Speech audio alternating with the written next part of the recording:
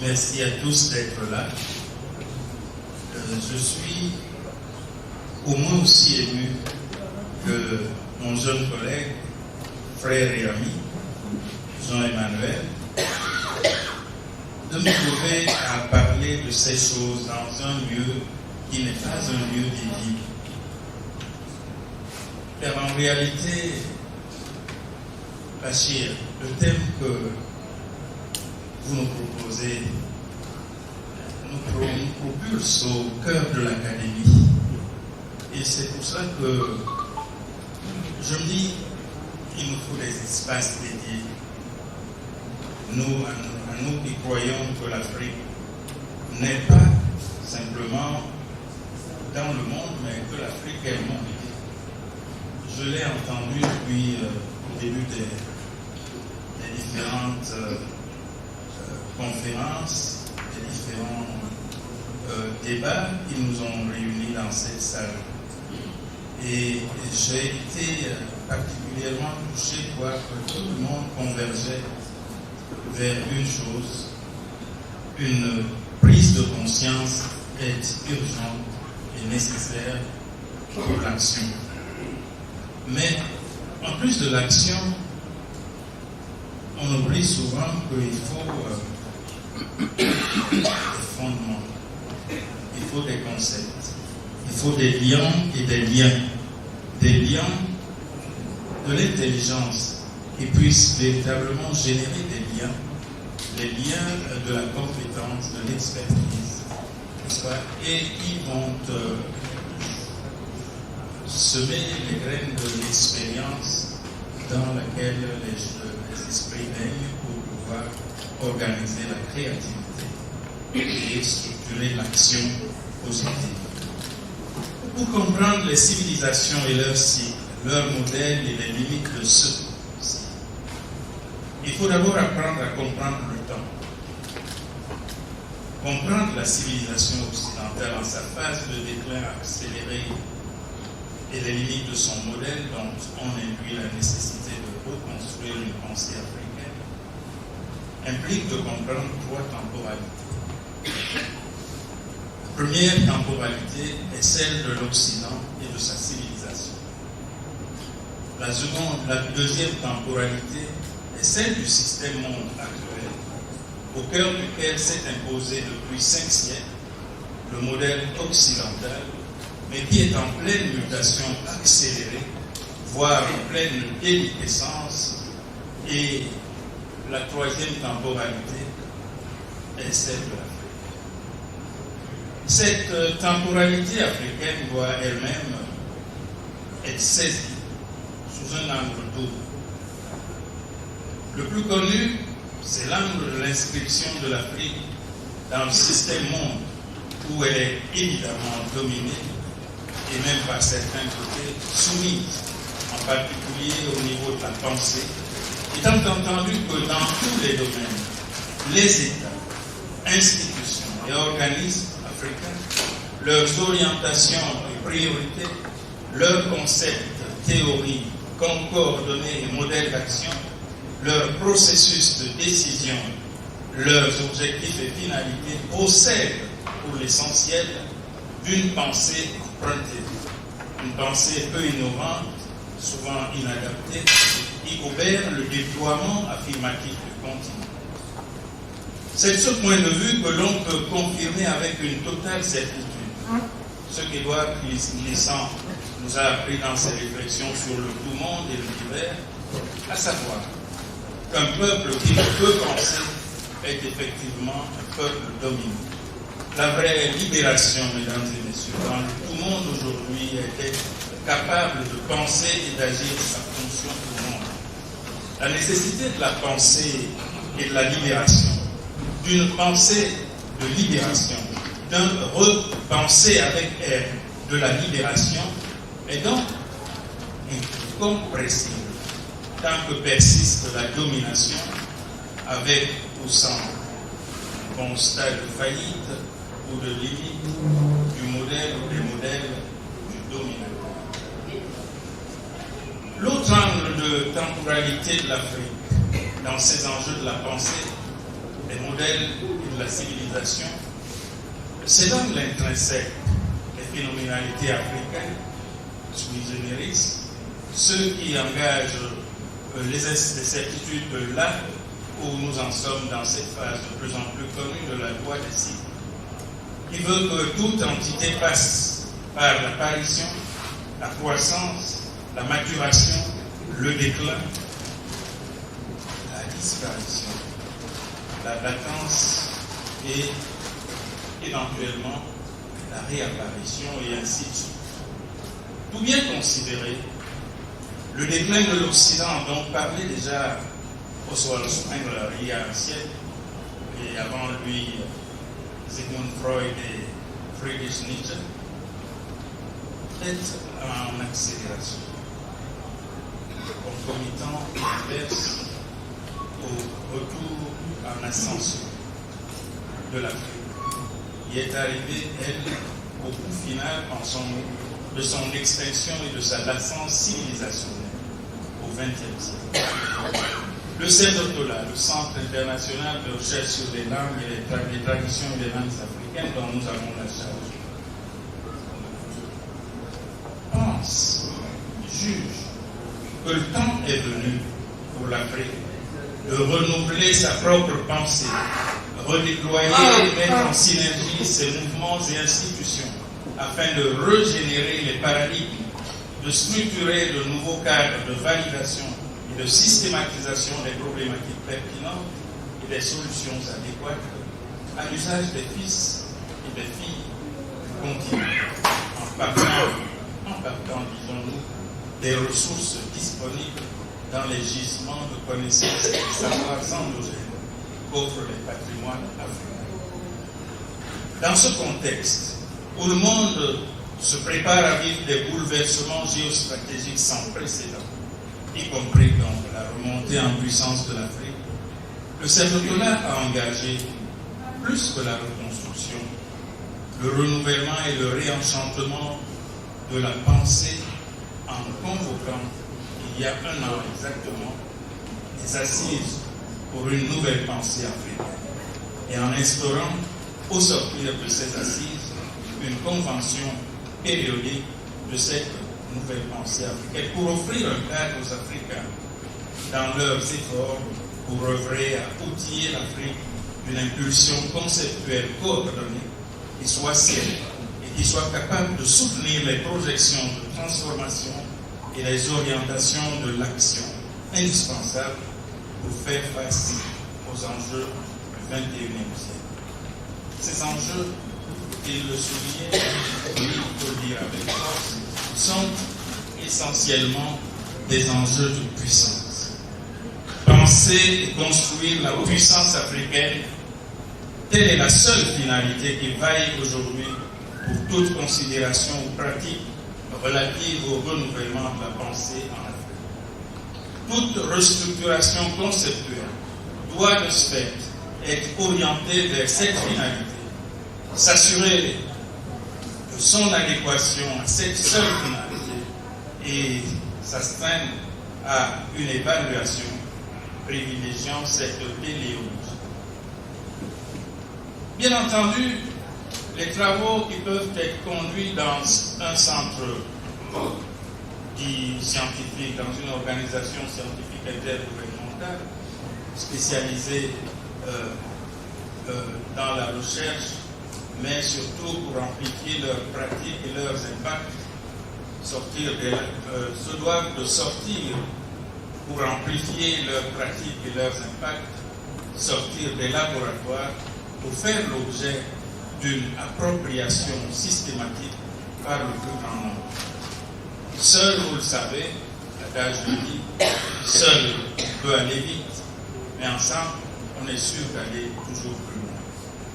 Je vais donc revenir à la base, mesdames et messieurs, pour vous, la base de ce qui nous a été proposé, à la question et à la problématique proposée, celle de la nécessité de reconstruire une pensée africaine face aux limites du modèle occidental.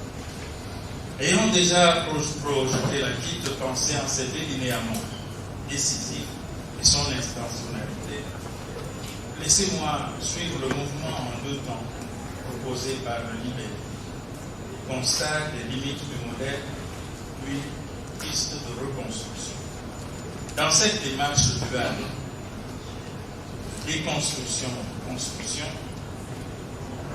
les imbrications devront être mises en évidence pour élaborer d'un même mouvement les nécessités et difficultés de la reconstruction, le constat des limites par lequel on commence étant plus simple, à la condition, une fois de plus, que les bons concepts soient appliqués. Pour ce faire, je vous propose un parcours en 3D, comme disent les jeunes aujourd'hui. En 3D, espace déclinaison au pluriel, défi au pluriel et direction au pluriel.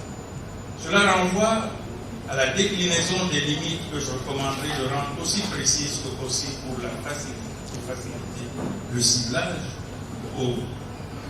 à l'articulation des défis, n'est-ce pas, interstitiels de la reconstruction de la pensée africaine et surtout aux directions d'une nouvelle pensée africaine porteuse de la nouvelle impulsion intellectuelle et scientifique adéquate pour la finalité ultime que nous avons évoquée et spécifiée, la construction de la puissance africaine. Et d'abord la déclinaison des déclinaisons, le modèle dominant et ses limites. Ce que le renouvellement de la pensée africaine doit dépasser est-il un modèle ou plusieurs modèles? Une démarche holistique analytique est nécessaire pour mieux parvenir aux spécifications. Il ne faut pas oublier, lorsqu'on parle de l'Occident, que l'on évoque ainsi toute une civilisation dont chaque élément tire et appelle l'ensemble, à la manière de ce que certains, notamment Michel Foucault, n'est-ce pas, et Georges Agamben, ont appelé un dispositif, un arrangement de relations de savoir et de pouvoir qui s'applique à tous les domaines avec une logique historique de consolidation d'ensemble. Alors il faut bien saisir les circonscriptions de ces spatialités matérielles, humaines et symboliques. C'est une civilisation qui a son apogée dans la première moitié du XXe siècle, avait conquis un empire sur lequel jamais ne se couchait le soleil. Oui, jamais le soleil ne se couchait sur l'empire qu'avait construit l'Occident. Certes, il s'est mis à se détricoter sur le plan territorial avec une vitesse incroyable. La chute des empires coloniaux franco-britanniques notamment, qui en étaient les hégémons centenaires, n'ayant pris, vous vous en souvenez, une décennie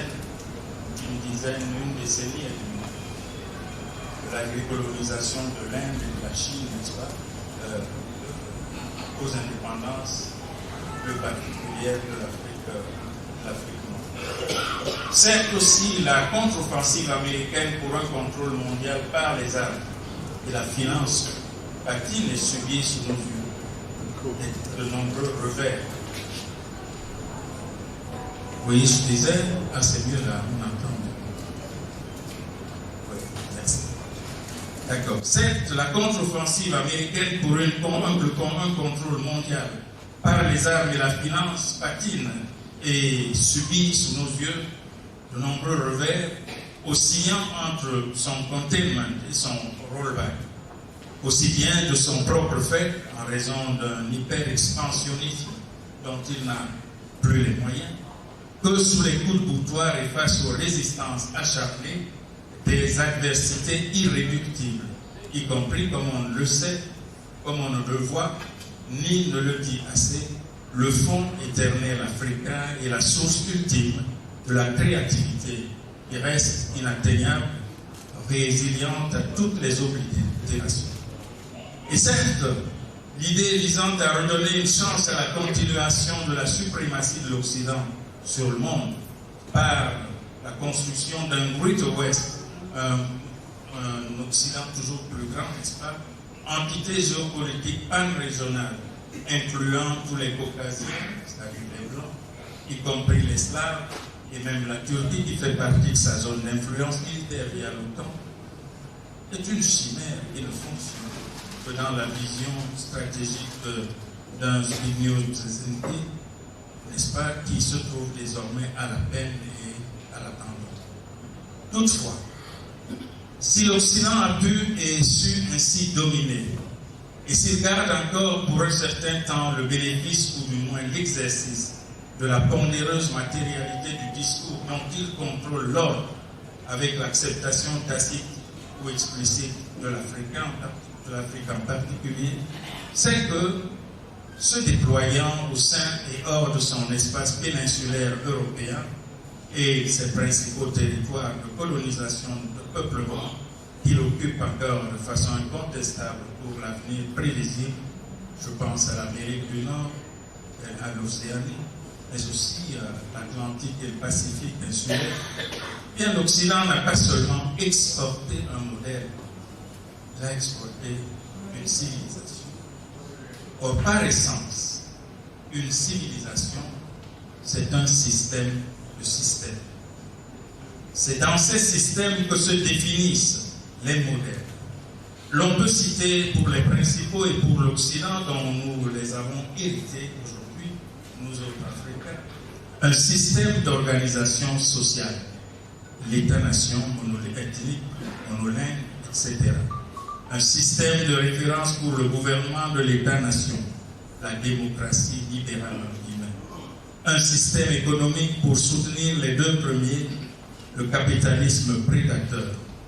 Un système agonistique, ce que Martin Luther King appelait déjà la trilogie géante du matérialisme, du militarisme et du racisme, que je qualifierais pour ma part de conquérant et expansionniste. Un système de savoir au pluriel pour légitimer l'ensemble au plan laïque et celui du contrôle de la rationalité, l'objectivisme eurocentriste. Un système religieux pour la captation des esprits, l'économie et la gestion des irrationalismes, les religions, notamment les religions chrétiennes. C'est un système complet, puissant et clos. Un système qui, marqué par une viscérale anxiété de l'impuissance, n'intègre, ne reconnaît ni ne valide rien qui lui soit extérieur s'il ne le domine, se l'approprie et ne le réduit à lui-même. Les réalités autres pour l'Occident n'existent que lorsque son système de savoir les a découvertes, mettez en guillemets, peu importe si elles lui préexistent. Or donc, la grande exception, la seule base de l'exceptionnalisme occidental qui soit relativement incontestable, au contraire des fumisteries suprématistes, notamment racistes et racialistes, c'est qu'ayant expérimenté et tout en continuant d'expérimenter dans le cadre de ces systèmes et modèles, il a conceptualisé, modélisé et exporté en masse, naturalisant et posant comme horizons insurpassables de l'esprit humain ces réalisations. Pourtant, ces réalisations de l'Occident sont tout à fait contingentes, comme sa domination par les armes, laquelle a désormais perdu sa contingence favorable et ne peut plus se revendiquer de façon irréfragable comme réalité objective et a fortiori naturelle. Mais sa grande force est là, d'avoir pu se convaincre et convaincre ses amis et ses ennemis de la naturalité de sa supériorité et de la nécessité absolue au sens philosophique d'Antonine du hasard, celui d'évolution incontournable et d'aboutissement inévitable et sans alternative par nature de ces réalisations civilisationnelles du XVIe au XIXe siècle, de la Renaissance à la révolution industrielle, à la colonisation de la plupart des terres émergées, de la biosphère physique et du monde de la vie phénoménologique qui unit et circonscrit l'expérience perceptive du sujet. C'est face à ces modèles, englobés dans un ensemble que l'on a appelé modernité, en guillemets, terme que l'on confond lui-même à l'envie avec européanité, européen voulant dire moderne et moderne européen, ensemble et composant désormais posés comme limite, je dirais failli, comme limité, je dirais failli, déliquescent et décadent comme leur civilisation mère, que nous sommes, oui, nous sommes sommés, nous qui les avons tous adoptés et posés au fondement de tous les aspects de notre existence à tous les niveaux, nous sommes sommés de reconstruire la pensée. Les références ne manquent pas pour faire un point de cette faillite. Tenez, celle de notre compatriote Jean-Godefroy Bidima, dans son monumental ouvrage intitulé Théorie critique et modernité négro-africaine de l'école de Francfort à la Stoktaspes Africana, un ouvrage qui se propose comme une enquête sur les voies et moyens de rendre possible les impossibles de la liberté et d'un être meilleur en Afrique. Je ne vais pas citer. Mais suffit-il de constater qu'un ou plusieurs modèles est ou sont inopérants, faillis ou même nuisibles pour pouvoir s'en dégager et reconstruire autre chose, et surtout autre chose qui soit meilleure, plus adaptée ou adéquat et opérant? Rien n'est moins sûr. Et c'est là le défi des alternances qui est encore plus difficile en situation post-coloniale, notamment en raison du caractère fallacieux des imprécations entre les modèles à abandonner et les modèles à reconstruire, les réalités mieux ancrées relevant ici de l'ordre des interstices. Et nous passons au deuxième défi. Nous avons annoncé les défis interstitiels de la reconstruction de la pensée africaine. Professeur, c'est faisable en 5 minutes.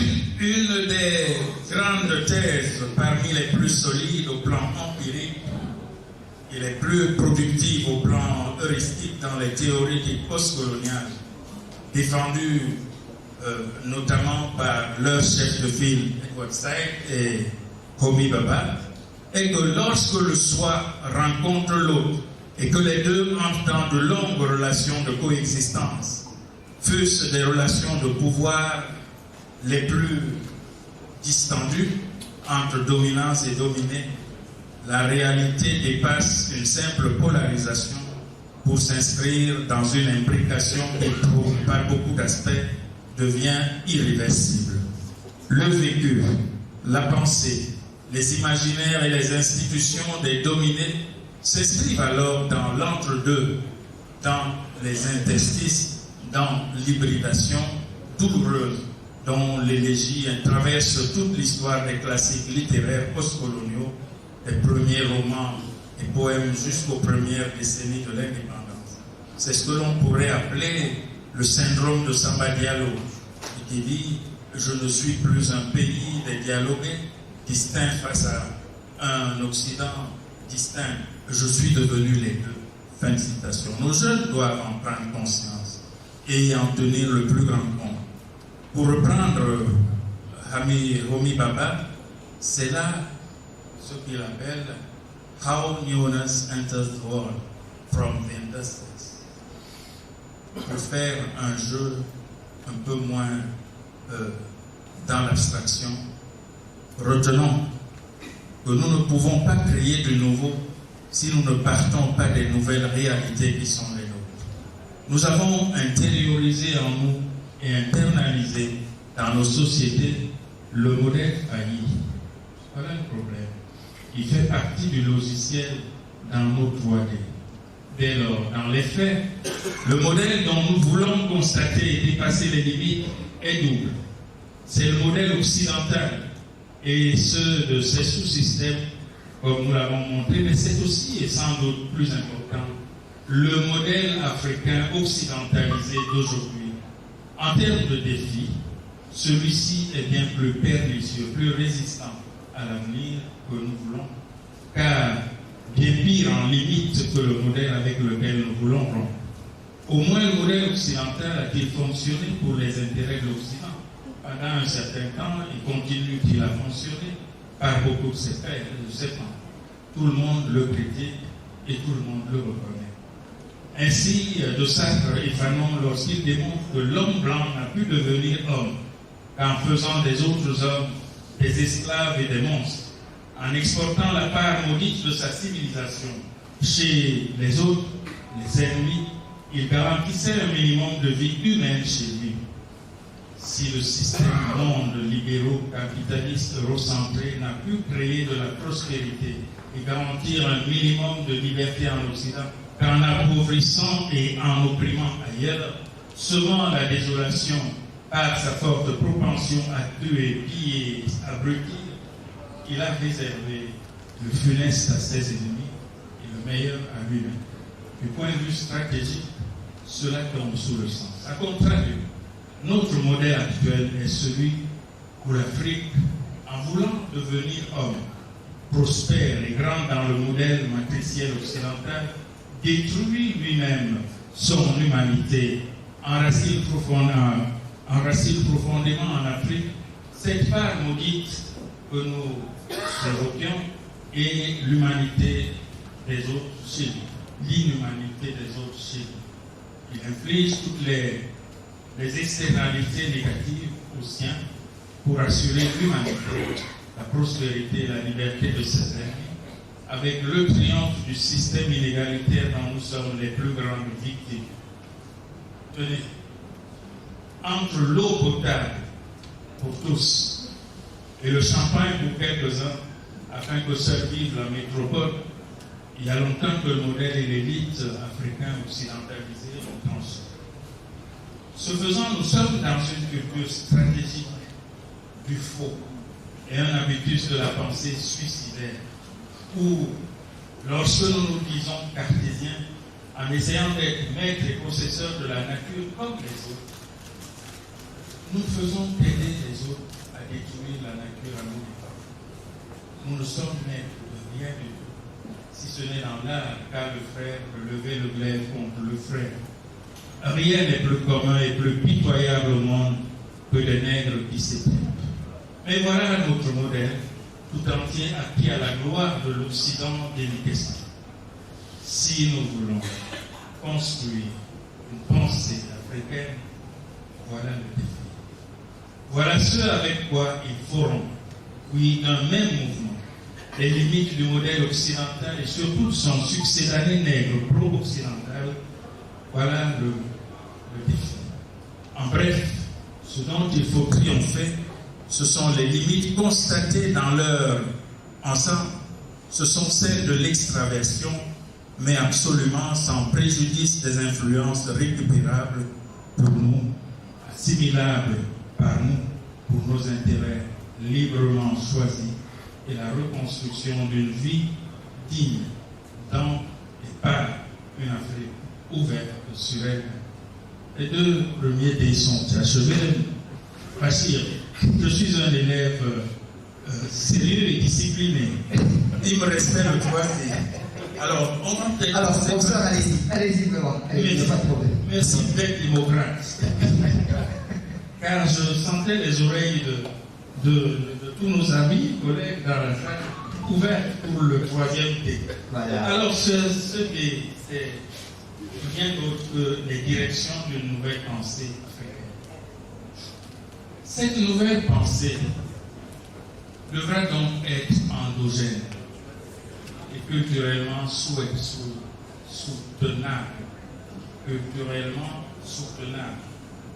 D'où l'hypothèse de l'endogénisme émergentiste que j'insiste à inscrire à la base de la nouvelle pensée africaine. Le développement, la transformation structurelle, l'industrialisation, l'émergence, l'unité et la construction de la puissance de l'Afrique au XXIe siècle, ainsi que les systèmes de pensée qui les porteront, seront endogènes et culturellement soutenables ou ne seront pas. Oui, je reprends l'hypothèse de l'endogénisme émergentiste. C'est que le développement, la transformation structurelle, l'industrialisation, l'émergence, l'unité et la construction de la puissance de l'Afrique au XXIe siècle ainsi que les systèmes de pensée qui les porteront seront endogènes et culturellement soutenables ou ne seront pas. Voilà ce à quoi l'on aboutit lorsqu'on aborde les enjeux et les défis du point de vue des héritages, du point de vue des patrimoines, du point de vue des traditions et des langues africaines.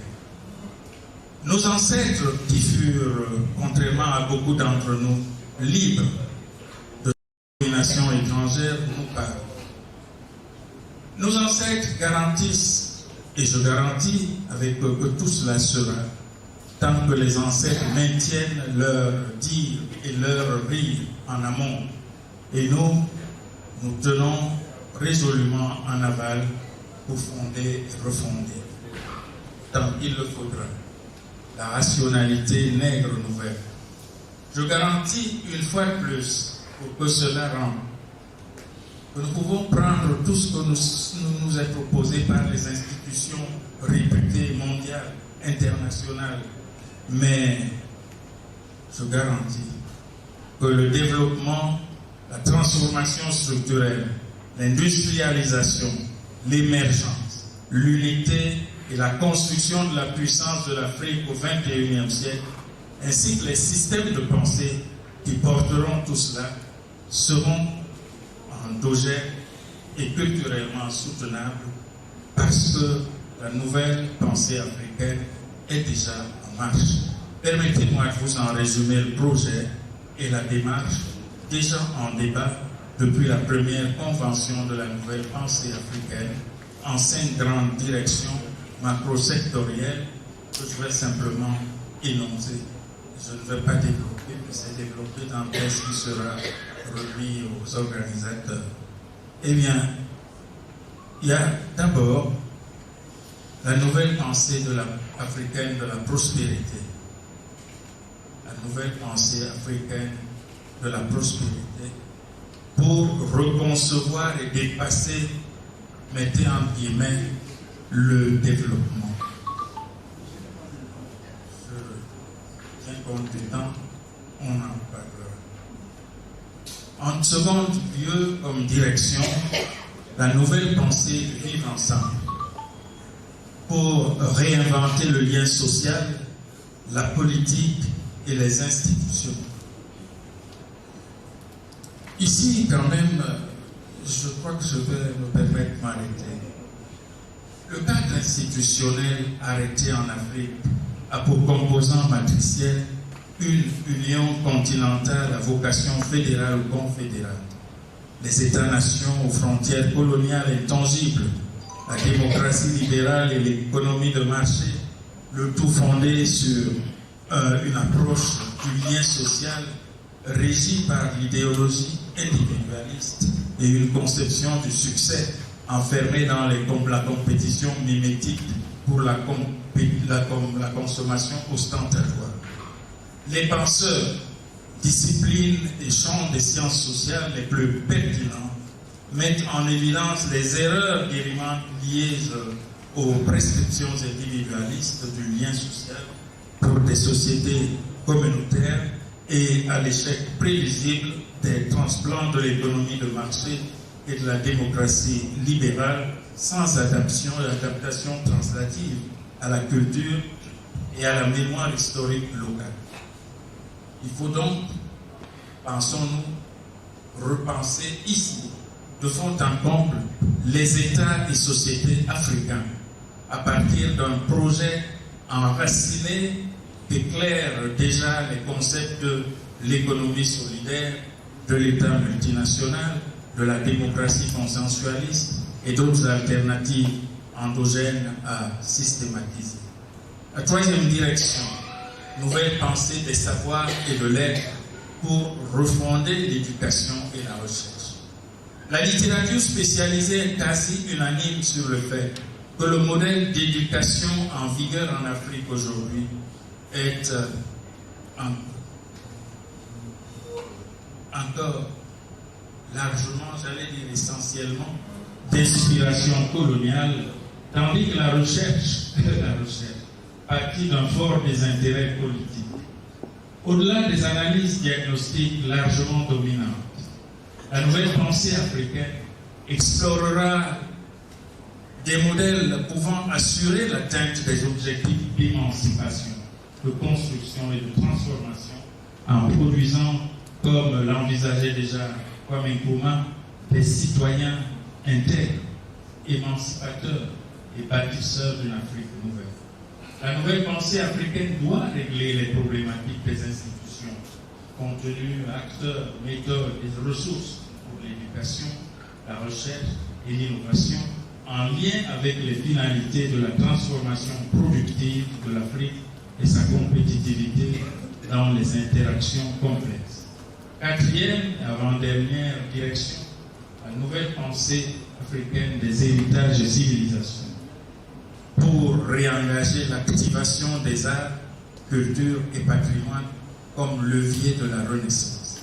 L'Afrique, vous le savez, a vocation et intérêt à s'imposer comme un État à civilisation continentale.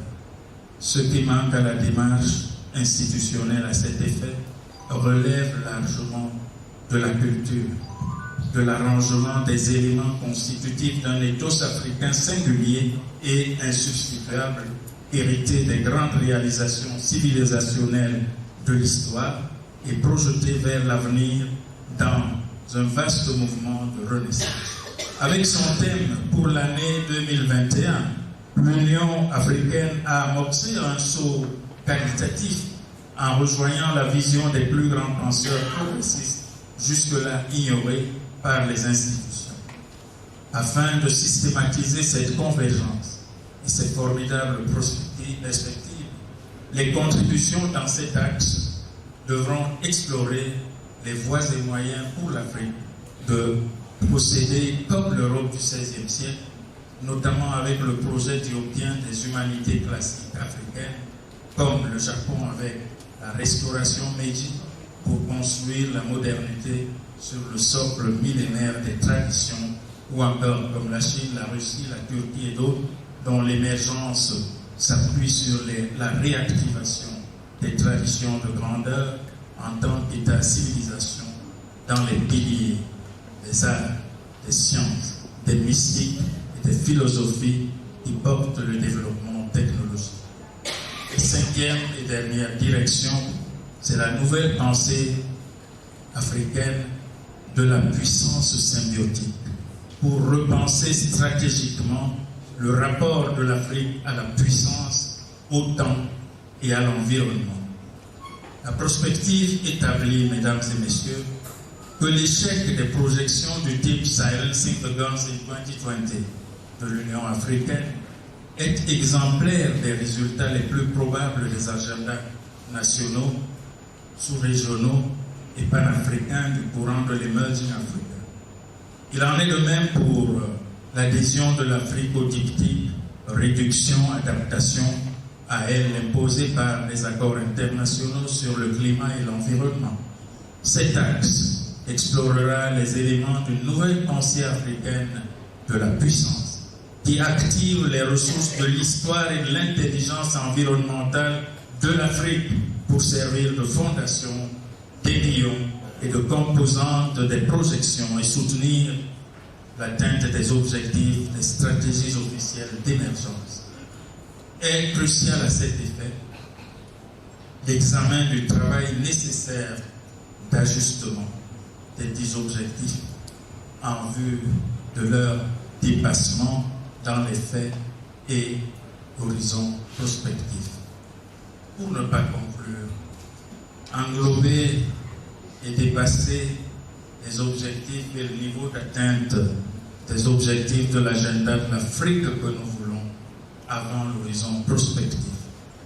Voilà, mesdames et messieurs, le meilleur que nous puissions apporter par la pensée et l'action, par la pensée, action d'un être au monde libre, digne et héroïque, retrouvé pour l'Afrique et pour l'homme africain dans les prochaines décennies. Je vous remercie de votre attention. Merci, professeur Jean-Pinam Degol.